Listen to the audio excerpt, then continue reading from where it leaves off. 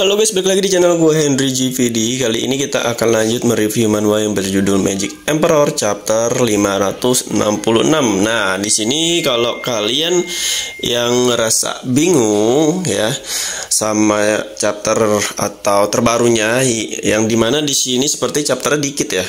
Enggak 3 kali, biasanya 3 kali gitu ya seminggu. Nah ini kok udah berubah. Nah jadi ini informasi aja. Ini gue juga tahu dari teman-teman yang lain, karenanya si author atau penulisnya itu sedang ada pindahan, makanya agak keganggu ya. Makanya agak keganggu. Jadi mungkin minggu ini ya segini chapternya. Oke, kita lanjut lagi, yaitu tentang sekte si pelayan nih. Nah akhirnya yang dibilang sama Jovan sebelum-sebelum benar ya. Dan ternyata di sini si adiknya yang cewek ini, yang tatonya kalajengking di mata itu ya, yang tatonya kalajengking di mata itu, yang rambut kuning ya, ternyata benar dia terkena skillnya sendiri, kemampuannya sendiri atau ilmu yang dia latih karena pertolongan atau diajari sama seseorang, yaitu teman dekatnya si kakaknya dia ini. Sebenarnya bukan teman dekat sih, orang yang pernah dia tolong, tapi malah balasnya ya seperti ini ya, bikin si adenya. Dan satu lagi, belum lagi yang cowok itu sama juga. Nah di sini kemungkinan si dua orang ini bakalan lebih respect sama Jovan sih kalau menurut gue. Tapi ketika nanti emang si Jovan ini bisa ngobatin, nah mau nggak mau si dua orang ini kan kalau kita lihat nggak taunya cuman menjadi kuat ya, nggak ngerti tentang pengobatan dan lain-lain. Nah menurut gue di sini si mereka berdua ini mau nggak mau minta bantuan sama Jovan, karena Jovan lah yang mengerti, yang di awal tuh udah ngasih clue jangan hati-hati keseringan berlatih ilmu bela diri yang dilatih sama dia, mereka berdua nih. Nah di sini kita akan melihat apakah Jovan akan menolong atau enggak nih. Nah tapi biasanya Jovan itu kan tipe yang bakalan menolong tapi ada syaratnya. Nah di sini nih intinya, sepertinya syaratnya itu yang pertama, kemungkinan mereka berdua bakal tunduk sama Jovan, atau si Jovan ngasih satu cacing ya. Kata gue bisa jadi si Jovan ini bakalan ngasih dia cacing berdua nih, karena dia berdua juga menurut mungkin agak kuat juga ya, meskipun rananya masih di bawah Jovan lah ya. Tapi kita nggak tahu, lihat aja nanti. Tapi jarang sih Jovan ngasih ulat ke orang-orang yang lemah ya. Ini sih menurut gue masih kategori lemah ya, kekuatannya yang begitu juga ya.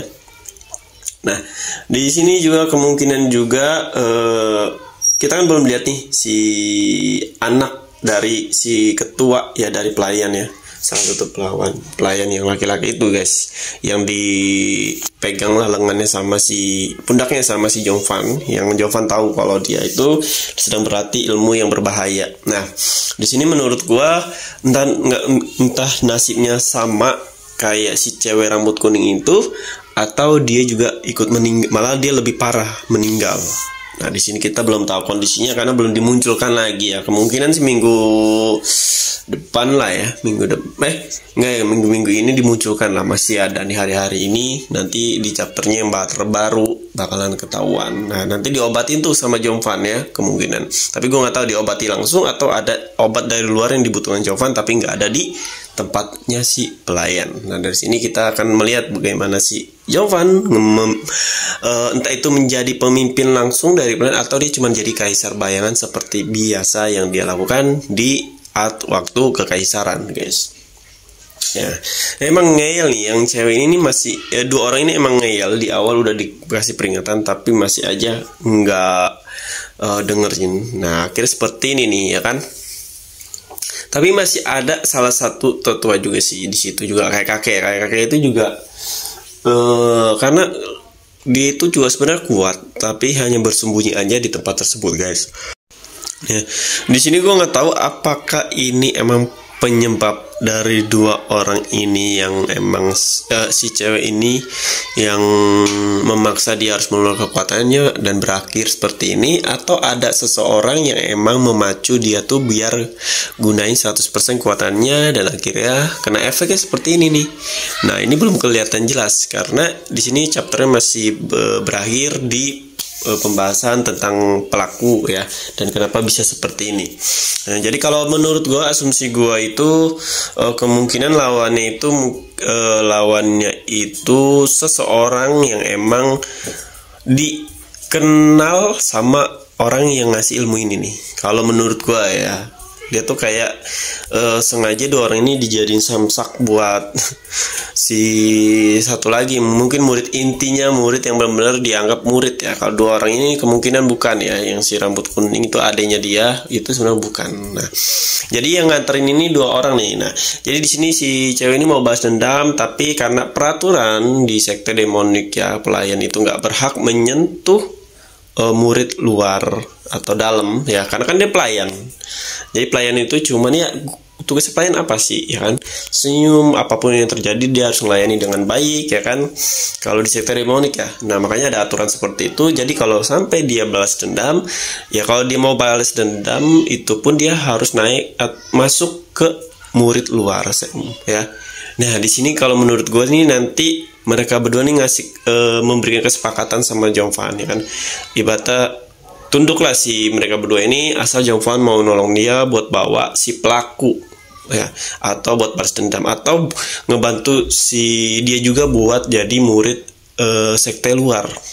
Maksudnya bukan sekte luar, murid luar lah di dalam sekte demonik ya, biar dia bisa balas dendam sama orang yang memicu ataupun yang emang sengaja ngebuat adik dan anaknya itu sampai seperti ini gitu. Nah kan, percuma juga kan, kemungkinan sih itu datang siapa tuh yang cewek yang ngasih ilmu itu ya, yang emang rubah licik ya. Kalau menurut gue dia bakal ngejek-ngejek gitu ya. Di sini sih udah dikasih tahu sama dua orang yang bawa ya, yang bawa si adiknya itu tuh yang udah kayak sekarat. Emang kalau dia sampai menyentuh ya bisa aja dia bertarung, tapi nanti si pelayan ini bakalan dikasih hukuman yang sangat-sangat berat. Kalau menurut gue seperti itu. Jadi persyaratan cuma satu, ya dia harus bisa jadi sekte tuh, jadi murid luar ya. Entah itu murid luar, murid dalam, intinya bukan jadi pelayan. Karena di pelayan ini berarti akses untuk mana-mana, terus buat kayak berlatih pun